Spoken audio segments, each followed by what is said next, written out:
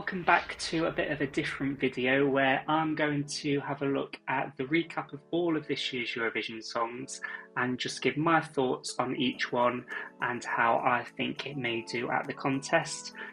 So we're going to have a look at the official recap and go song by song. So let's begin with Albania. So one of the first songs I remember was selected. And while I was disappointed that Elvana didn't win at the time, it's certainly a really good entry for Albania, and it's definitely got a lot of hype, which is quite rare for an Albanian entry, so I'm looking forward to seeing how it might do at Eurovision. And she really brings it to life live as well. So moving on to Armenia, who've returned to a national final. Once again, not my personal favourite from the national final, but I can certainly tell that it was a professional performance and definitely one of the best that were on offer. Whether it's going to be able to stand out amongst all the other male entries in this year's contest, I'm unsure. But we know that Armenia can stage well, so we'll see what happens in Basel.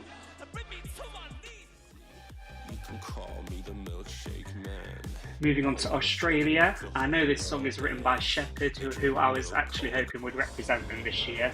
But I think this is a grower, it's grown on me. It was a bit of a shock to begin with. But it's lots of personality, and I think it could get a good televote, which is what Australia often lack. So yeah, I think it's a good choice from Australia, and will certainly be a good opener for the second semi-final.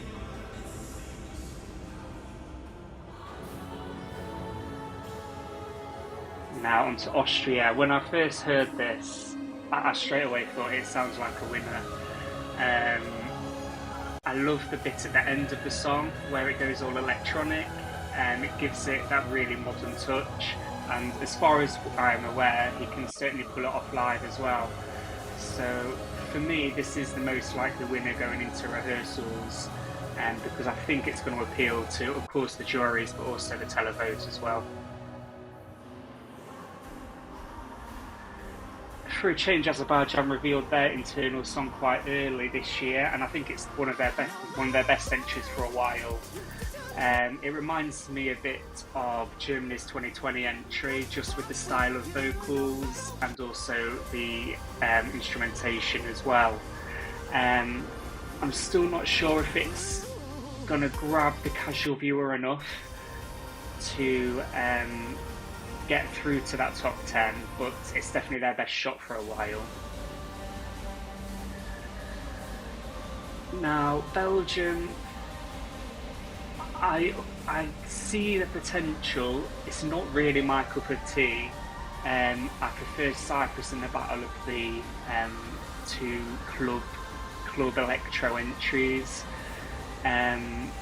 But it's a great music video, and if they can translate that onto the stage, then it should be a qualifier.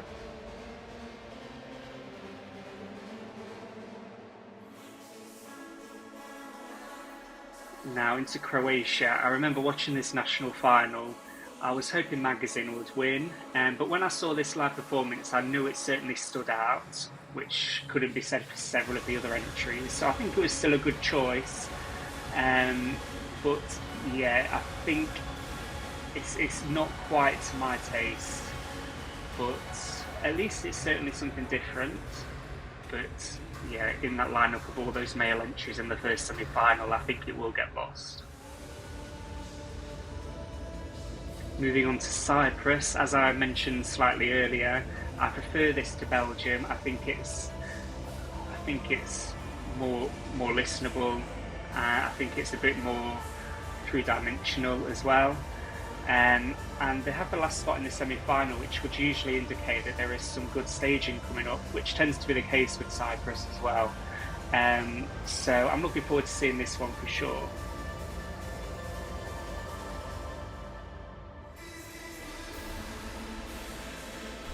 Now Czechia, I remember hearing the acoustic version at the Maltese national final, which I think set everyone's expectations quite high. And while many fans I know aren't too keen on the dance break, I actually really like it. It really stands out. and makes it different from that stereotypical sad boy ballad, as they call them. So Czechia know how to stage songs, and I think this is going to do really well, and it deserves to. This is a great song, great performance, not great staging, but we know that is going to change for Basel. Now, it is in the female-dominated second semi-final. I'm not sure it's going to get as many votes as some of the others. I think it's a borderline qualifier. But for me, it's one of my favourites this year. It's in my top 5.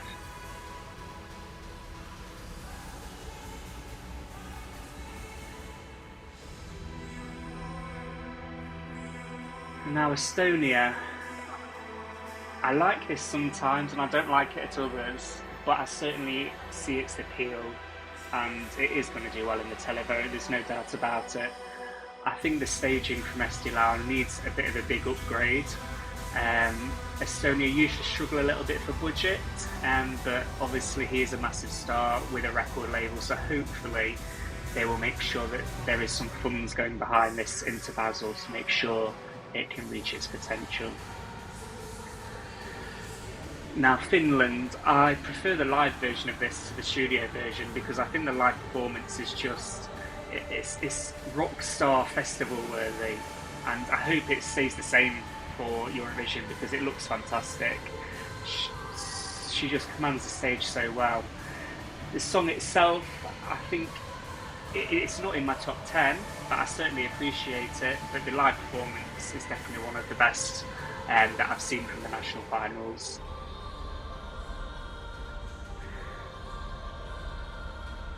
France is a lovely ballad. It's certainly a very grand setting for the song reveal.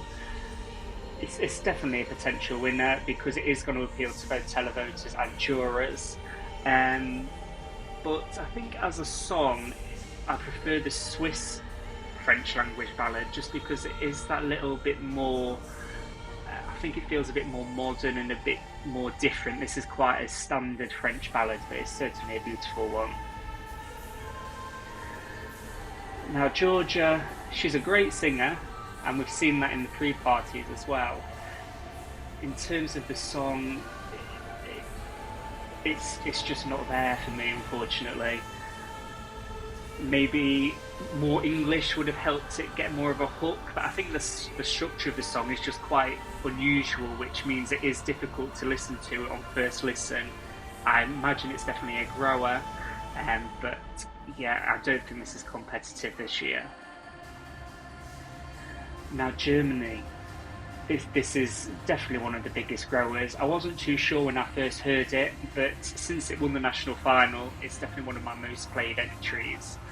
Now, of course, there is still some question marks over how this will translate to the live stage in Basel, but it's great to see Germany have taken something a bit different, and hopefully they will get rewarded for it because I hope they do. It's in my top 10.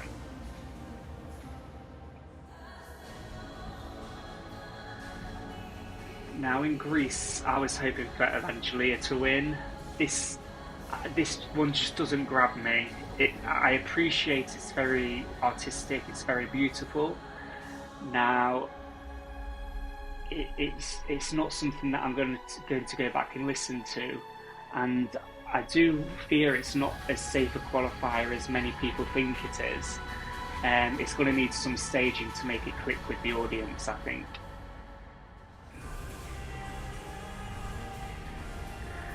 Now, Iceland, this, I really like it. I like the Eurodance vibe.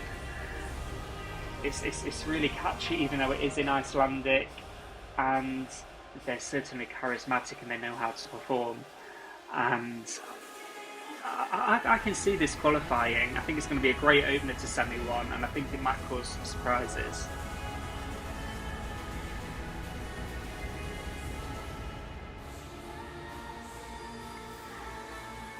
Now, Ireland, this was a bit of a shock winner in Ireland, and I hadn't really listened to it before the national final, but once it won, it stayed towards the top of my rankings, and I believe it's still my number 2 now.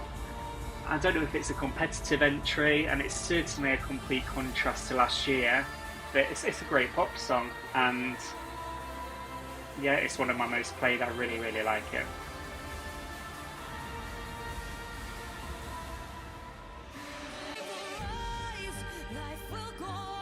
Now moving on to Israel. Israel was my favourite entry last year, and while I don't think this is quite as instant as Hurricane was, it's certainly a very powerful song with great singing, fantastic vocals, and I'm really looking forward to seeing this one live because I think that's where it will come alive. And for the televote, I think it's certainly a contender because they did so well last year, and I don't think this is going to be too much different in terms of a fantastic live performance. With Italy, it's pleasant. Now, it's not quite my cup of tea. I would have preferred to see Ollie go to Basel, and I don't think this is going to do quite as well as Italy usually do. But it will still get jury support because it's certainly got a lot of musical merit to it. But yeah, not one of the best Italian entries for me. Latvia gone for something very, very unique. For me, I can't click with it. I don't get it. What I appreciate it, it's very ethereal, it's very spiritual, and it's not something I would listen to, and maybe I'm sure there will be a market for it, but whether that market is too niche, we'll have to wait and see.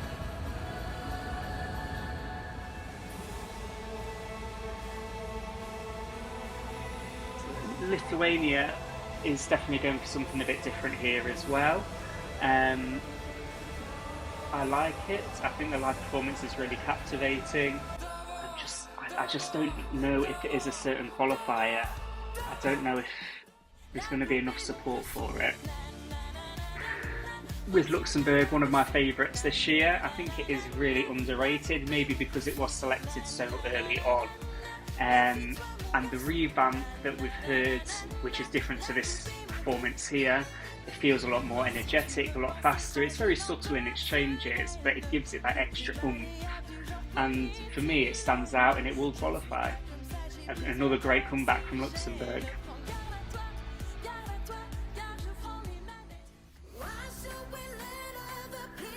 Now moving on to Malta, which is actually is my number one as things stand. I actually prefer this version to the original version. I don't know if that's just because I'm seeing the video, which has such a lot of personality into it, but I hope they bring that personality onto the stage in Basel, which, judging by everything we've seen so far, they really will do. We know she can sing, and I hope this is the song that brings Malta back to the final. Now back to what I believe was the first song to be revealed, which was Montenegro. And the revamp has really helped this as well. It has a lot more impact. I sadly don't think it's going to qualify from its running order position because I think Serbia is going to take the Balkan ballad votes. It's certainly nice to listen to, fantastic performer, but I just don't think there's quite the market there for Balkan ballads at Eurovision in these days. Now Netherlands, I think this is one of the best music videos of the year. It really brought the song to life when I first heard it via a studio track. It didn't really captivate me, but once I saw the video it all clicked into place. So I think its success at Eurovision will depend on how they can capture that on stage in Basel. And I think judging by live performances done since, that is going to be something they're going to aim to do. So I think it's got the opportunity to do really well. So next up is Norway, and it's definitely what I think was the best selection from their national final, and I think it is going to be a safe qualifier when we get into the semi-finals. It's a great performance, and I think it's what we've come to expect from Norway, a really polished entry. So next we are moving on to Poland, and it's great to see Justina return after 30 years. which I think is the biggest gap between entrants, but I could be wrong. Nevertheless, this is a very energetic performance, and it is going to stand out in that first semi-final. In terms of listening to it, it's not a song I listen to that often. I think it needs the performance to come alive. But at the end of the day, Eurovision is a live performance show, so that works in its favour.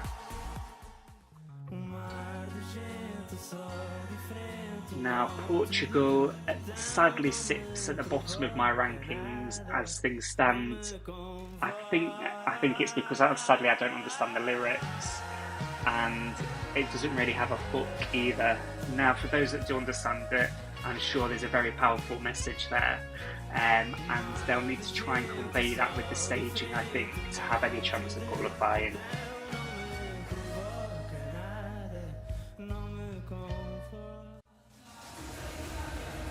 Now we move on to San Marino, and this is one of my favourites. I think it's a fantastic song. Gabriel Ponte is, of course, a really big name in the dance world, and my only reservation is that often these DJ songs are struggling to do well once they get to the stage. So I hope San Marino have something in their box to make sure that it does come across as well as it does here on the music video.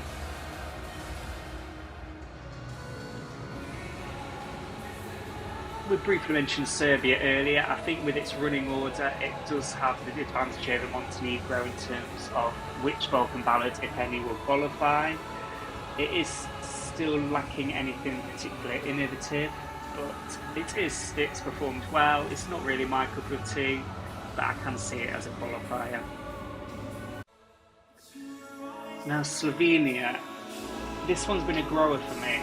I think I preferred to listen to this one as a studio track because it is actually quite a modern ballad and it's well sung, and I could see this causing a surprise in semi-1. I think it's overhated, and I think it's a pretty solid song, although it is a downgrade on Slovenia's previous couple of entries.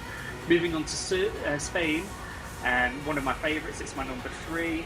Initially I wasn't too sure about the revamp, but I think it is actually the correct decision. It does feel a bit more modern, and it feels more international, as they said it would do.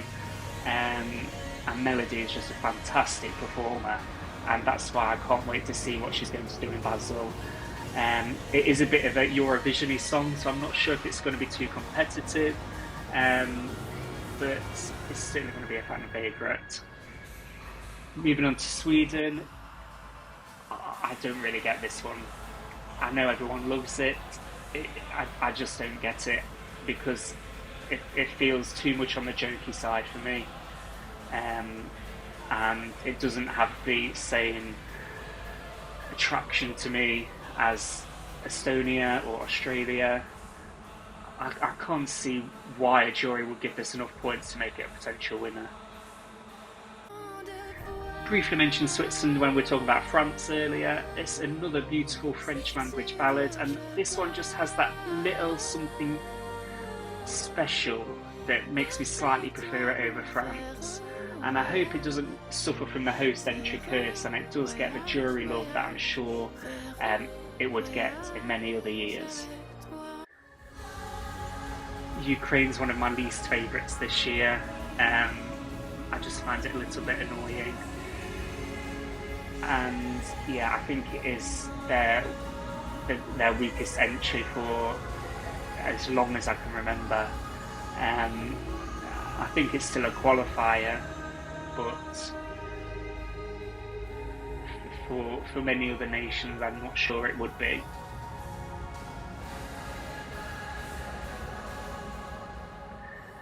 Now, I love the UK song. I love a bit of country-ish pop. Fantastically performed, and it is on my playlist. Whether it's a competitive song, I'm not sure it is. It is relying on jury support for any kind of success. So we'll have to see what happens on stage in Basel. The UK do usually put a lot of effort into the staging. Sometimes it connects, sometimes it doesn't. So all will rely on what they come up with. So they're my thoughts on this year's 37 songs, just based on the preview videos. But as we go over the next couple of weeks, we'll have a deeper look into what our predictions for the semi-finals will be, and also once we get to Basel, we'll be able to adjust those based on what we see in the dress rehearsals. So stay tuned and thank you for watching.